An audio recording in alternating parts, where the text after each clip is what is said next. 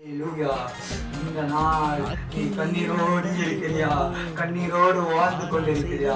கஷ்டத்தோடு வாழ்ந்து கொண்டிருக்கிறியா? கணவன் திறந்தல, பிள்ளைகள் திறந்தல என்று நீ பாரப்பட்டு சுமக்கிறியா?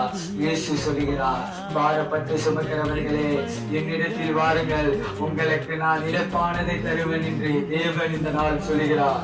இந்த ஆசீர்வாத பிரிவிழால ஒரு விடுதலை ஒரு வீட்டுக்கு நேராக இறங்குகிறது.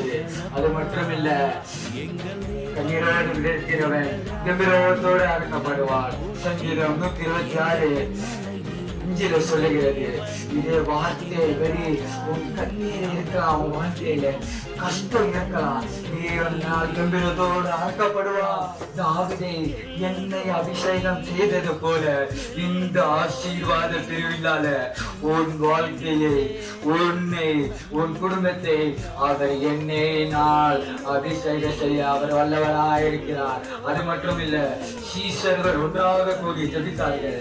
அந்த கூடாரத்துல இறங்கின அபிஷேகம் இந்த ஆசீர்வாத கூடாரத்துல, உன் குடும்பத்தின் கூடாரத்துல, உன் வாழ்க்கையில ஆசீர்வாதம் ஊற்றும் என்று இயேசு. வாருங்கள், ஒரு விடுதலை பெற்றுக்கொள்ளுங்கள். வருகிற 6ஆம் மாதம் 5ஆம் தேதி புதன்கிழமை அன்று மாலை 6 மணிக்கு 2024 ஆசீர்வாத பெருவிழா நடக்க இருக்கிறது.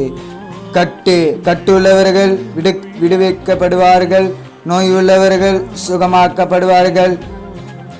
வாருங்கள், கலந்து கொள்ளுங்கள். கர்த்தராகிய இயேசு உங்களை ஆசீர்வதிப்பாராக. யூடியூப் சேனலில் பிரைமேட் லைவ் ஷோ நடக்க இருக்கிறது. இயேசு கூப்பிடுகிறார் சபை பாஸ்டர் மோசஸ் சேனலில் நடக்க இருக்கிறது. மறக்காம பாருங்க, ஒரு விடுதலை பெற்றுக்கொள்ளுங்க.